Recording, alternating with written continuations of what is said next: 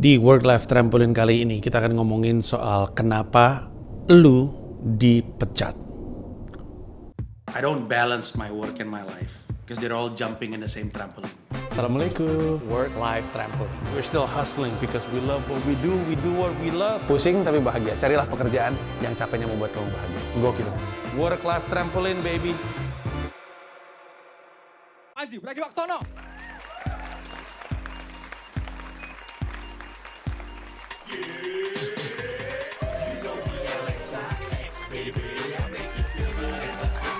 Kawan-kawan seks bebas semuanya. Ini dia. Mau yang hijab, mau yang enggak setuju ternyata. Pansan mungkin lu berdebu gue lihat. Jauh. Ya kenapa ketawa lu anjing lu.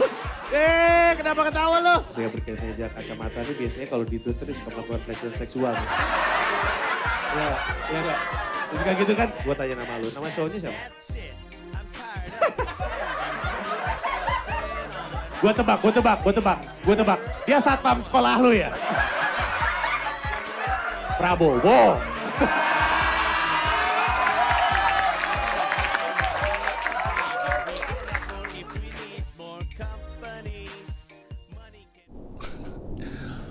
Oke, dalam pembahasan kenapa lu dipecat, kita akan ngomongin dari dua aspek. Satu makro, dan satu lagi mikro. Makro dalam arti kata sesuatu yang lebih besar dari sekedar kondisi perusahaan lu dan kondisi elunya, lebih kepada apa yang terjadi di perekonomian dunia. Dan mikro kita akan ngomongin soal lu dan kantor lu. Kenapa gue mulai dari yang makro? Kenapa gue nggak ngomongin soal lu dipecat? Kenapa perusahaan lu yang mecat lu? Alasannya adalah karena memang kalau lu perhatiin beritanya, belakangan ini ada pemecatan gila-gilaan. Kemarin lagi viral ada karyawan Google yang mendokumentasi proses pemecatan begitu banyak orang di Google. Google termasuk Alphabet ya, perusahaan induknya, itu kalau nggak salah belasan ribu karyawan dipecat. Netflix juga mecat ribuan, mungkin belasan. Twitter mecat 8 ribuan. Meta, Facebook, Instagram mecat juga. Gue lupa yang mana yang mecat 20 ribuan. Microsoft juga mecat. Gede-gedean lah. Terus ada kaitannya dengan resesi yang diperkirakan akan terjadi di Amerika Serikat. Dan mungkin dampaknya terhadap perusahaan-perusahaan di Indonesia. Karena ada perusahaan Indonesia yang terdampak sama apa yang sedang terjadi di Amerika Serikat. Sebenarnya kan intinya adalah ada resesi yang lagi ngintip-ngintip nih di Amerika Serikat. Perdebatannya sih masih jalan terus. Apakah sudah terjadi, apakah belum terjadi, berapa persen kemungkinan terjadi. Dan nanti perdebatannya soal apakah ada dampaknya sama perusahaan-perusahaan di Indonesia. Karena banyak yang bilang Indonesia nggak akan kena dampak resesi Amerika Serikat karena kebanyakan dari bisnis-bisnis di Indonesia ini, lebih tepatnya perekonomian Indonesia ini udah dari lama ditopang oleh istilahnya domestic consumption atau konsumsi aktivitas ekonomi yang terjadi di dalam Indonesia gitu. Jadi tidak terlalu bergantung sama ekonomi global gitu. Tapi kelihatannya juga kurang tepat ya. Mungkin terdampak tapi nggak sebesar yang kita sangka atau nggak gede-gede banget lah. Tapi mungkin ada dampaknya. Nah, gue bukan ahli ekonomi. Gue cuma ngerti bisnis dan senang marketing. Tapi kalau yang gue tahu, resesi itu berarti penurunan kegiatan ekonomi yang terjadi dalam beberapa bulan. Ini juga gue tahu, juga baru belajar, baru nonton. Penurunan aktivitas ekonomi itu ya nggak banyak yang jual, nggak banyak yang beli gitu. Antara yang mau jual ada, yang beli nggak ada. Entah karena yang belinya nggak ada uang atau yang jualnya naik harganya. Atau yang beli ada, yang jual nggak ada. Antara nggak ngejar jumlah demand-nya atau ada kondisi dalam industri atau bisnis-bisnisnya sehingga nggak bisa deliver gitu. Apapun itu, Akhirnya terjadi resesi. Nah, apakah akan terdampak seluruh Indonesia? Tergantung. Kalau kita perhatiin, ada banyak perusahaan-perusahaan di Amerika. Sebenarnya intinya gini, perusahaan-perusahaan di Amerika yang mencatin karyawan itu biasanya datang dari perusahaan-perusahaan yang antara dua hal, antara dia belum punya kemampuan untuk menghasilkan revenue sendiri, jadi masih ada di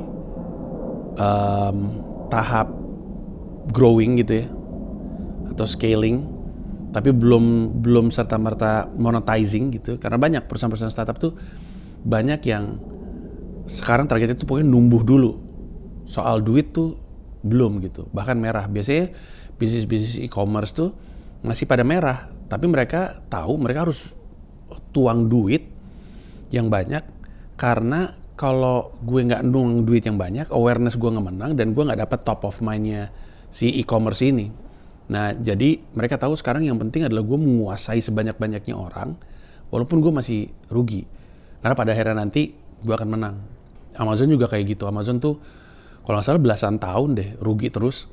Tapi Jeff Bezosnya ngingetin sama investornya bahwa ini sesuatu yang masih dalam rencana dan segala macamnya, dan sekarang akhirnya mereka menang kan. Jadi ada banyak perusahaan di Indonesia termasuk yang belum punya kemampuan untuk menghasilkan revenue. Twitter aja baru menghasilkan revenue mungkin berapa tahun ke belakang, itu pun dari iklan. Nanti kita akan bahas soal itu. Banyak gitu kayak perusahaan kayak WhatsApp, itu kan belum ada monetizing, tapi usernya gede banget. Jadi ketika dia diakuisisi, yang diakuisisi adalah size-nya gitu, pengaruhnya, ketimbang kemampuannya untuk mencari duit. Atau udah mulai menghasilkan revenue, tapi belum cukup untuk nutupin OPEX mereka, apalagi untuk bisa tumbuh. Kayak contohnya Twitter yang tadi gue sebut. Nah, perusahaan-perusahaan ini selalu mengandalkan outside investment. Biasanya disebutnya di dunia startup tuh Series A, Series B, Series C gitu. Berapa miliar, berapa belas miliar, berapa puluh miliar investment. Duit investment itu digunakan sama si perusahaan untuk bertumbuh dengan cara nambahin karyawan sehingga nambahin kapasitas. Nah, bayangin ketika kondisi perekonomian di Amerika Serikat ini lagi was-was, maka investor ini kemudian nahan duit mereka dan gak naruh duit di sejumlah startup. Mengakibatkan startup-startup yang tadinya membutuhkan duit ini jadi gak punya duit. Sehingga ketika mereka ngeliat berapa duit yang mereka punya, cash reserve-nya mereka bilang, waduh, ini dengan jumlah karyawan yang seperti sekarang, gue gak bisa panjang-panjang ini. Usia perusahaannya, runway gue cuma 4 bulan atau 6 bulan gitu misalnya. Ya kalau 6 bulan, kalau 3 bulan atau 2 bulan gitu. Waduh, ini kalau misalkan gue nggak tahu kapan investor akan mulai nyuntik lagi ke gue, lebih baik gue pecat-pecatin orang. Karena misalnya dia punya duit 100 juta, nih hitung-hitungan tolol 100 juta, dengan jumlah karyawan sekarang cuma muat 3 bulan bayar gaji karyawan dan operasional. Kalau gue pecat-pecatin setengah, gue bisa manjangin sampai 12 bulan gitu misalnya. Itulah penyebab kenapa pada dipecat-pecatin. Itu yang lagi pada terjadi. Atau perusahaan-perusahaan yang lagi pada pecat-pecatin ini adalah perusahaan-perusahaan yang sangat mengandalkan iklan. Kayak contohnya tadi yang gue sebut tuh. Kalau lu pikir baik-baik, Google itu kan mengandalkan ads. Pemasukan mereka tuh datang dari ads. Orang yang iklan lewat mereka dapat dari situ. Google ngandelin ads, YouTube ngandelin ads, Facebook ngandelin ads, Instagram ngandelin ads, Twitter ngandelin ads. Ini pada ngandelin ads semua ini. Sehingga ketika pengiklan nggak nurunin duit karena mereka mau nahan duit mereka, karena mereka mau manjangin runway mereka, akhirnya keinginan pengiklan untuk beriklan di sosmed yang harusnya tetap lebih riang daripada karena lebih murah daripada TV. Tapi karena mereka nahan duit, perusahaan-perusahaan nahan duit dan mereka nggak spending ke iklan, akhirnya sejumlah perusahaan ini mulai khawatir, waduh ini kita susah nih untuk mengandalkan brand, karena brand pada nggak ngiklan. ngelihat runway-nya lagi, ya udahlah kalau gitu mending kita pecah-pecahin aja. Tentu nggak semua ya. Ada beberapa perusahaan yang ketika perusahaan-perusahaan lain lagi susah, dia justru maju gitu. Kayak contohnya ketika pandemi kemarin, perusahaan-perusahaan yang ada hubungan sama kesehatan, pada maju semua tuh. Justru mereka spending berani. Atau perusahaan-perusahaan yang hubungan dengan teknologi, pada maju tuh semua tuh. Maka mereka spending. Perusahaan-perusahaan kayak Netflix, YouTube tadi yang kita bilang, pas pandemi itu tumbuhnya signifikan. Signifikan sekali, karena mereka tahu orang pada matanya ke internet semua. Ya udah mereka karena mereka tahu mereka akan baik-baik aja di pandemi, keuangan mereka diprediksikan baik-baik aja, baru terus kemudian mereka nambah-nambah karyawan. Nah ini kemudian yang jadi kendala, kenapa pada akhirnya sekarang pada mencet-pencetin. Karena bisnis seperti hidup ya naik turun gitu. Waktu itu kita pernah nonton, atau gue nggak tahu lu nonton atau enggak, waktu itu Mas Nadiem juga pernah bilang bahwa bisnis itu what comes up must comes down, and what comes down must go up, atau will go up. Emang bisnis kayak gitu, tapi itu bukan sesuatu yang hanya berlaku pada bisnis saja. Hidup juga kayak gitu. Gue ngeliat di Instagram mungkin ya yang bilang bahwa kalau lu perhatiin tuh detak jantung itu dia naik turun kan. Ketika dia flat aja dia mati tandanya. Nah hidup juga kayak gitu. Hidup tuh pasti naik turun. Ketika hidup mulai flat aja mati lu. Kasarnya ya. Nah karena bisnis naik turun, kemarin banyak bisnis pas lagi naik kondisinya, mereka langsung bertumbuh cepat sekali. Ketika kondisi ekonomi lagi kayak sekarang, baru mereka khawatir, aduh Tuhan gue tumbuh kecepatan. Nah ini yang kemarin konsisten dijadiin alasan sama perusahaan-perusahaan. Coba aja cek pernyataan CEO Netflix, cek pernyataan CEO Microsoft, cek pernyataan CEO Google, semuanya lu cek semua itu dan jawabannya sama. Mohon maaf, kami bertumbuh terlalu cepat. Salah gue katanya. Salah gue karena ketika kondisi lagi bagus, gue numbuh cepet banget. Sehingga ketika kondisinya lagi kayak gini, gue kesulitan. Terpaksa gue mencet-pencetin. Kalau perhatiin di Twitter tuh gue nge-repost mulu tuh, nge-retweet mulu berita-berita soal pemecatan besar-besaran. Karena memang isu ini lagi deket sama gue. Karena Comika juga kayak gitu. Comika nih lagi berjuang untuk kalau bisa sih nggak melakukan pemecatan. Karena waktu pandemi kami tumbuh. Justru kami diuntungkan. Dan memang aneh ya kalau dipikir-pikir, kok bisa perusahaan stand-up komedi yang katanya adalah perusahaan kesenian panggung gitu ya, panggung pada mati, kenapa perusahaannya numbuh? Sebenarnya sih atas dasar banyak, salah satunya adalah kemampuan kami beradaptasi, terus kami punya tabungan yang cukup untuk bisa beradaptasi, karena tahun sebelumnya kami berhasil achieve target, di mana dalam targetnya ada 3 bulan OPEX gitu. Sehingga ketika nggak bisa mendapatkan apapun, kami masih punya keleluasan untuk jalan dan bereksperimen. Makanya waktu 2020 Januari kami itu ber-7 apa ber-10 gue lupa, termasuk talent tuh.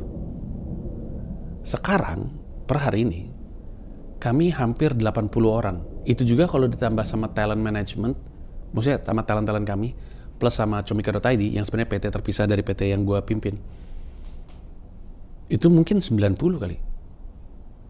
Bayangin, sebelum pandemi ber-10, mau keluar dari pandemi ber-90. Nah yang terjadi adalah masuk ke 2023, kami mulai berpikir ini, apakah perusahaan ini bisa, atau lebih tepatnya seberapa besar dampak dari brand-brand pada nggak mau ngiklan ke kami. Untungnya perusahaan Comika ini selalu mengandalkan penikmat karyanya, bukan mengandalkan. Gue mencontoh gini aja, kalau lu tanya semua promotor di Indonesia, kalau mereka bikin acara, biaya produksi sebisa mungkin ditutupin sama sponsor, tiket adalah profitnya. Tanya aja, nggak ada yang jalanin acara tanpa ngelok sponsor dulu. Kalau kami di Comika nggak kayak gitu. Dari zaman dulu, acara tuh udah ketutup dari tiket. sponsor malah justru ditambahan. Emang aneh banget Comika ini. Karena mungkin berangkat dari guanya ya, yang bisa ngebangun kepercayaan dengan pembeli tiket gue, terus ke Comika juga yang membuat orang jadi percaya sama Comika untuk mau beli tiket yang Comika jual. Nah tapi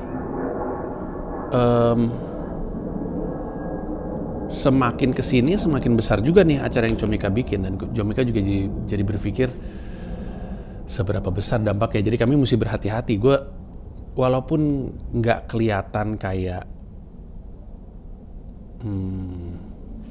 akan ada dampak sebesar perusahaan-perusahaan lain, tapi lebih baik berhati-hati aja. Di antara semua perusahaan-perusahaan besar, Apple itu nggak bikin pemecatan. Kalau nggak salah Apple tuh hiring freeze, tapi mereka nggak mecatin orang. Nah kenapa tuh? Kenapa Apple dibandingin semua perusahaan lain itu nggak mencat-mencatin? Ada dua alasan utama. Yang pertama adalah karena mereka emang dari dulu bukan perusahaan yang Apple itu dibanding perusahaan-perusahaan tech lain tuh dikenal langsing. Emang nggak pernah gede-gede banget gitu. Emang selalu langsing dan selalu konservatif dalam konteks ngerekrut orang-orang baru gitu. Emang nggak pernah banyak ngerekrut. Plus kalau perusahaan kayak Google gitu ya, itu kantinnya semua makanan gratis gitu. Kalau di Apple nggak, bayar. Terus kayak Google tuh banyak eksperimen-eksperimen, melakukan hal-hal yang mungkin nggak akan kejadian, lu nggak akan lihat barangnya jadi, tapi emang eksperimen itu bagian dari kultur perusahaannya. Apple nggak seperti itu. Jadi emang dari dulu secara operasional lebih berhati-hati. Di sisi lain, Apple tuh udah nggak terlalu nggak pernah bergantung pada iklan gitu. Nggak seperti kayak Google, YouTube, Twitter, dan segala macamnya. Dan mungkin kita akan bilang, tapi kan kalau misalkan inflasi ya, inflasi itu kan berarti kan harga barang dan jasa naik ya, bukan nilai mata uang yang melemah, setahu gue.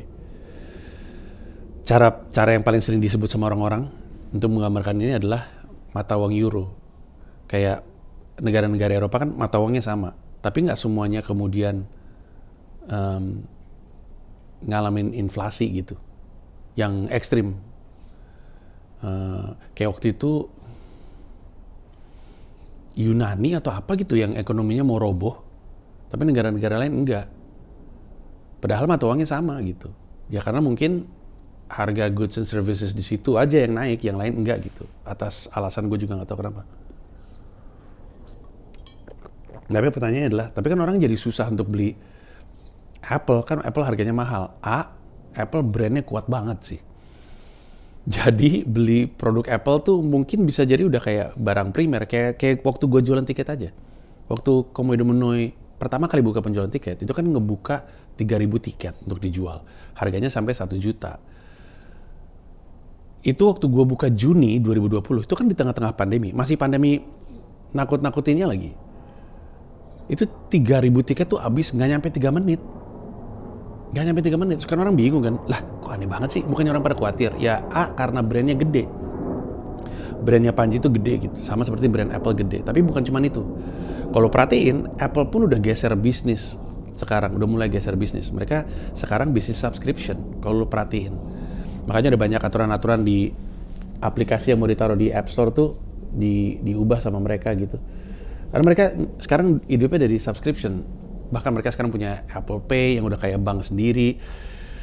Model bisnisnya berubah. Itu juga kenapa Twitter sekarang geser. Itu kan yang bayar $7 untuk dapat centang biru. Itu kan bukan cuman untuk dapat centang biru. Intinya kan subscription. Kalau lu berlangganan $7, lu dapat centang biru, lu dapat edit tweet, lu dapat ini, dapat ini, dapat ini, dapat ini.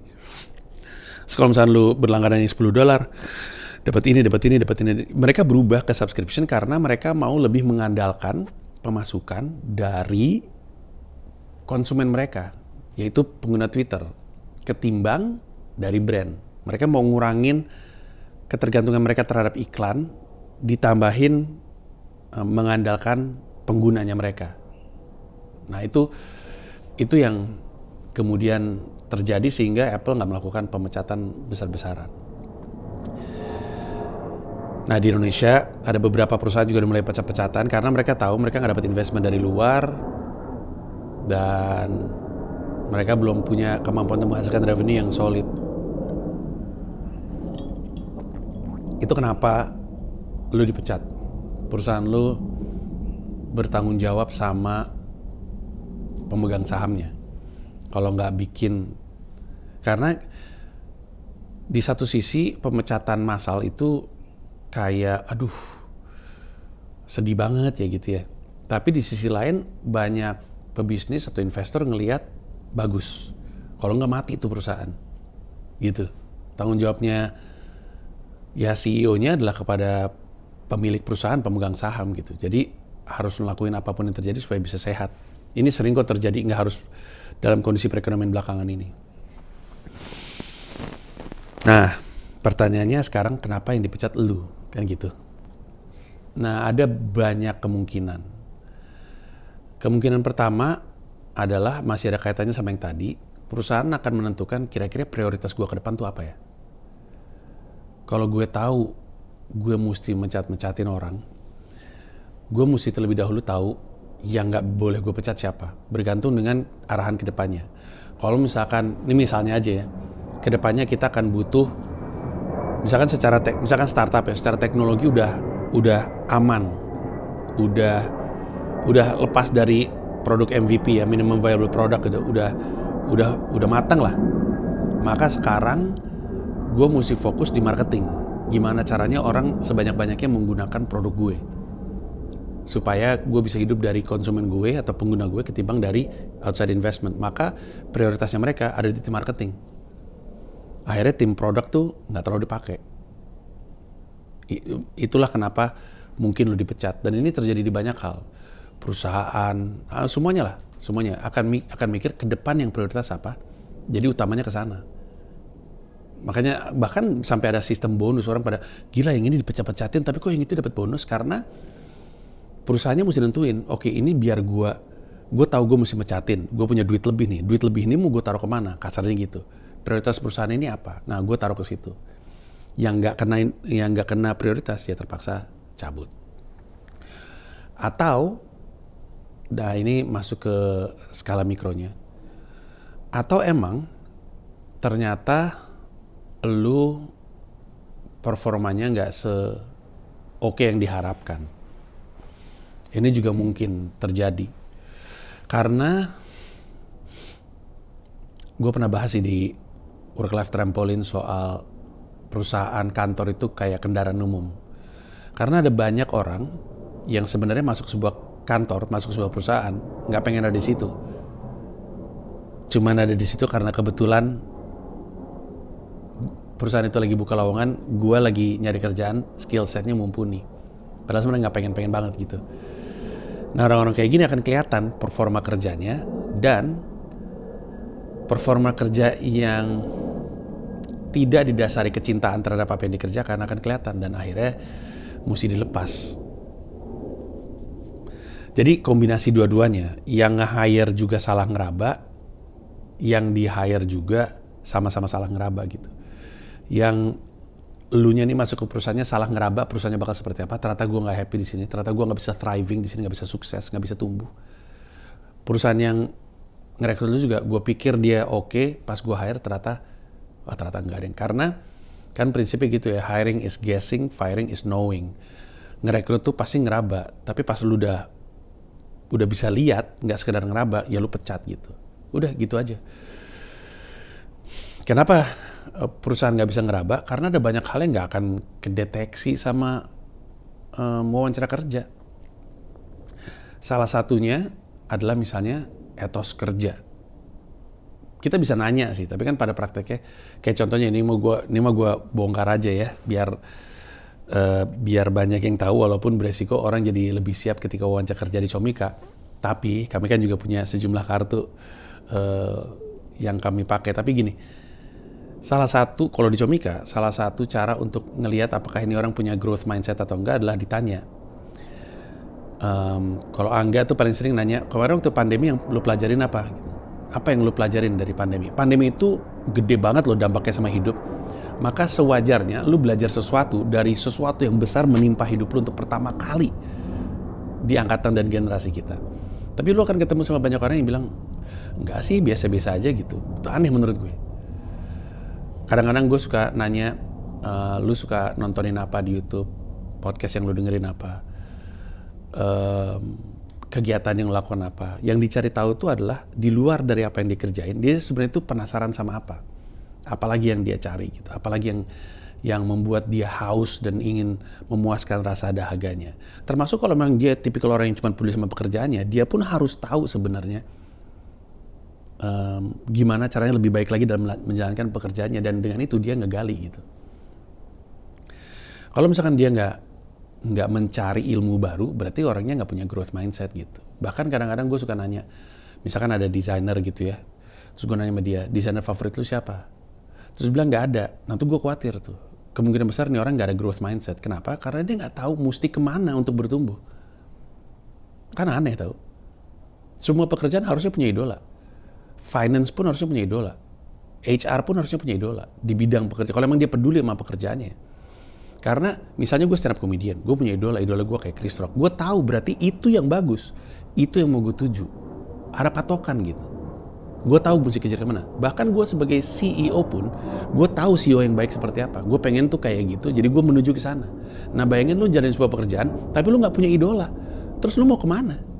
Jalanin hari seperti biasa aja? Slider dong, turun gitu, nggak demotivasi. Nah orang-orang yang nggak punya growth mindset susah banget untuk ada di Comika. Kenapa? Karena Comika berubah mulu. Maksudnya bertumbuh mulu. Tantangannya baru mulu. Dari pertama kali bikin stand up comedy special, pertama kali bikin tour, abis itu bikin tour dunia, abis itu bikin special di kapasitas 5.000, 7.500, abis itu naruh talent di luar negeri, nanti mau bikin festival, nambah mulu. Kalau misalkan orang yang gue rekrut skill setnya berhenti di situ dan gak bisa numbuh, gak akan bisa bertahan. Dan di perusahaan nanti kerasa, makin diajak naik, kelihatan tuh yang keteteran, das. Oh ini susah nih. Ya udah. Bahkan kadang-kadang ketika orang yang ngejawab, oh gue suka nonton, jadi growth mindsetnya bagus. Belum tentu growth mindsetnya bagus terus. Itulah kenapa pasti ngeraba gitu. Etos kerjanya kita bisa, kan etos kerja bisa dilihat Mas Panji dari rekomendasi perusahaan sebelumnya. Rekomendasi banyak kadang cuman baik aja. Jadi hal-hal baik yang dikasih tahu. Jadi nggak dikasih tahu sebelumnya. Tapi bisa aja kinerja dan work ethicnya baik di perusahaan sebelumnya karena dia suka dengan dunia perusahaan sebelumnya. Di perusahaan yang baru dia nggak suka. Bisa aja kan? Misalnya dia orang IT, terus sukanya sepak bola, maka harusnya dia kerja sebagai IT di sebuah perusahaan sepak bola, entah itu klub, media olahraga atau apapun lah itu. Sebelumnya dia kerja di situ tuh, di sebuah media, misalkan ada media YouTube yang fokusnya di sepak bola, dia orang IT-nya di situ. Atau website yang fokusnya sepak bola, dia orang IT di situ. Happy tuh dia tuh bertumbuh. Terus dia masuk ke perusahaan properti sebagai IT. Skillnya ada, kesukaannya nggak nyambung. Akhirnya demotivasi gitu. Makanya bisa berubah. Nah ketika perusahaan ngelihat kinerja lo dan kinerja lo kelihatan nggak oke, maka dipecat. Dan itu hal yang baik. Kenapa? Karena kadang-kadang kita sebagai karyawan nggak ngerasa bahwa kita nggak baik atau nggak terima kalau kinerja kita nggak baik. Karena kita terlalu takut untuk kehilangan pekerjaan ini karena kita butuh duitnya. Makanya perusahaan punya tanggung jawab. Gua rasa kita sama-sama tahu ya bahwa lu tuh susah banget untuk tumbuh kembang dan puas dan bangga dengan kerjaan lu di sini. Gue mesti cabut lu karena gua rasa tempat lu nggak di sini. Perusahaan kadang-kadang punya tanggung jawab untuk itu. Kan gue pernah bilang di balik karir yang tidak berkembang ada orang yang bilang bagus-bagus kok gitu. Nah, padahal enggak. Daripada lu bertahan, daripada nih orang nggak dipecat karena nggak enak, mending dipecat supaya hidupnya enak, supaya dia bisa nemu happy-nya di mana.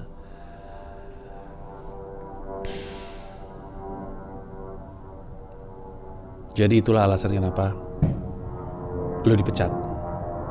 Antara perusahaan lu nggak punya duit banyak karena ngelihat khawatir dengan kondisi ekonomi yang akan terjadi, atau Atau dan juga bisa, atau slash dan. Yang dilepas adalah lu karena lu nggak sesuai dengan kinerja yang diharapkan. Nggak sesuai dengan kinerja yang diharapkan adalah antara tadinya oke tapi nggak bisa ikut bertumbuh level kesulitannya. Jadi ibarat main game level 1 sampai level 5 sih oke, tapi pas mulai 6 ke 10 tuh gagal mulu gitu. Ah ya udah, susah, berarti nggak bisa ikut numbuh gitu misalnya. Atau untuk alasan yang tidak dipahami, elunya terus demotivasi gitu, nggak dapat semangatnya, terus turun. Tadinya suka dengan dunianya terus nggak suka. Nah, terus kan orang bisa bilang ya, tapi kan tanggung jawab perusahaan. Ya, tapi perusahaan juga ada batasnya. Kalau udah dikasih motivasi, iya, dikasih kadang-kadang ada yang motivasi dalam bentuk tantangan baru ya, dikasih tantangan baru, nggak mau, di training iya, segala macam, tapi kemudian nggak juga mau ngomong apa. Perusahaan kan bukan orang tua lu gitu, perusahaan nggak punya tanggung jawab untuk menumbuh kembangkan lu lebih dari yang perusahaan mampu gitu. Tanggung jawab perusahaan itu cuma satu, kepada yang punya perusahaan. Emang gitu. Kayak Comika gitu ya.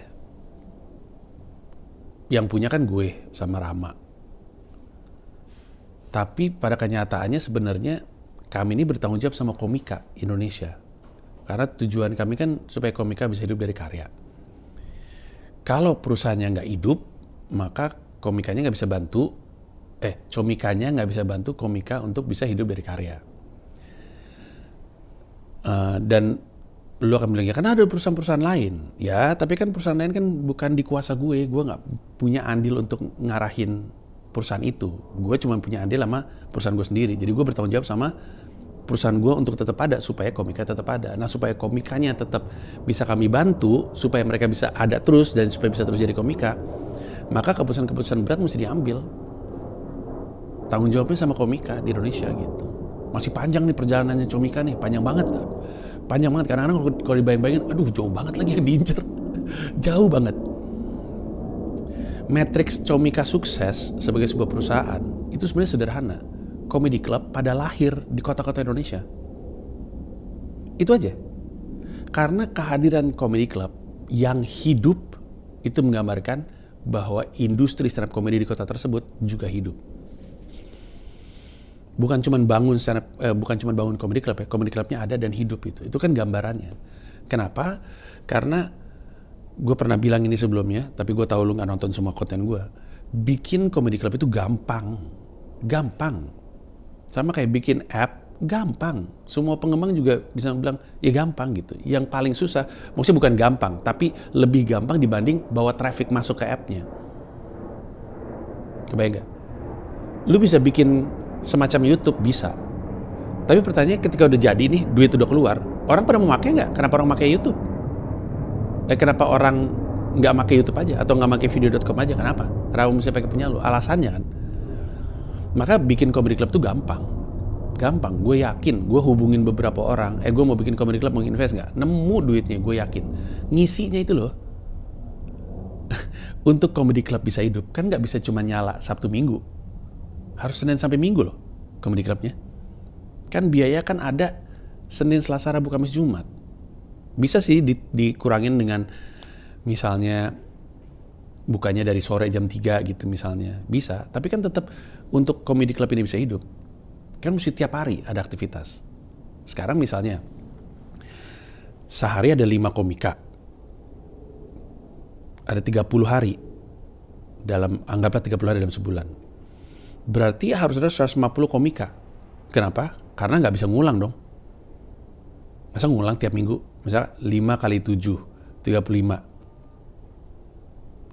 5 kali 7, 35 betul.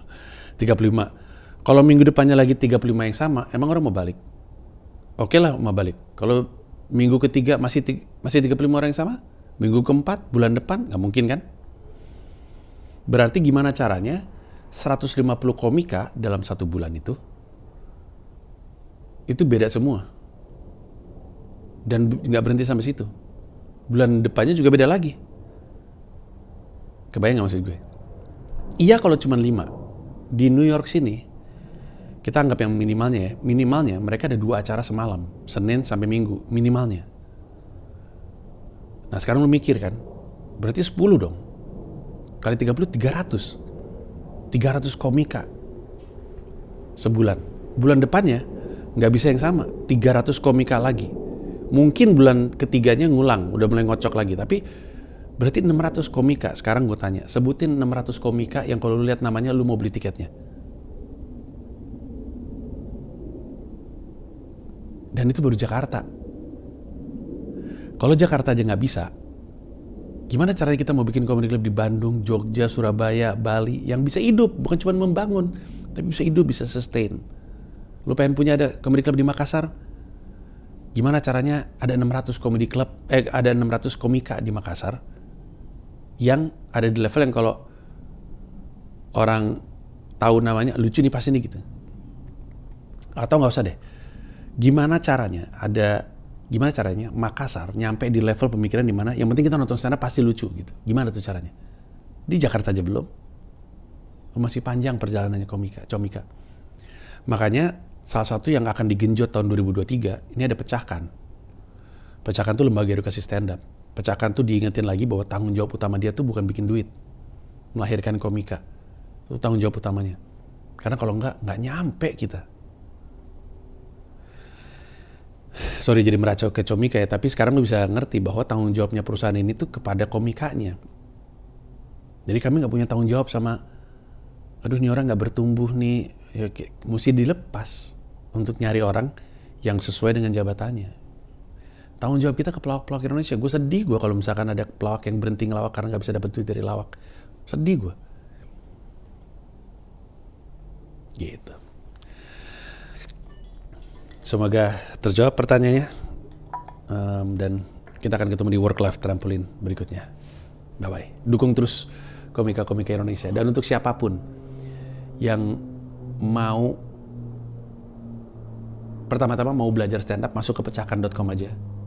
Dengan senang hati. Gue bantu lu untuk tumbuh kembang jadi komika yang hebat. Tapi kalau ada komika-komika Indonesia nonton ini, dan punya keresahan yang sama dengan gue dan Comika, gue ajak kerja sama Mempecahkan. Bantu kami jadi pengajar, bantu kami bikin kurikulum, bantu kami buka akses ke entah kampus, entah sekolah, entah apalah gitu. Atau bikin sendiri lembaga edukasi. Kalau lu punya keresahan yang sama, nggak usah sama Pecahkan. Kalau mau sama Pecahkan, ayo bikin sendiri juga nggak apa-apa. Harus lebih banyak Pecahkan. Saat ini gue cuma tahu 2 yang bikin lembaga, gue sama Ramon Papana. Udah, gue dukung Bang Ramon untuk adain terus. Karena masa cuma 1? Gak mungkin kan? 600 komika solid di semua kota yang pengen ada comedy club. Lagi ngomongin apa, tiba-tiba tutup aja jadi apa. Maaf, makasih banyak. Kita ketemu di Work Life Trampoline berikutnya. Bye-bye. Terima kasih banyak udah nonton video ini sampai akhir. Mau mengingatkan saja bahwa seluruh video gua stand up di New York City bisa lu akses dengan menjadi member YouTube gua. Ada 3 level, ada yang Rp30.000, Rp125.000, ada yang Rp1,5 juta, masing-masing punya manfaat sendiri-sendiri. Tapi yang pasti, dari yang Rp30.000, lu udah bisa akses semua video stand up gue di New York City tanpa disensor, tanpa dipotong, termasuk video-video yang sebelumnya. Terima kasih sekali lagi.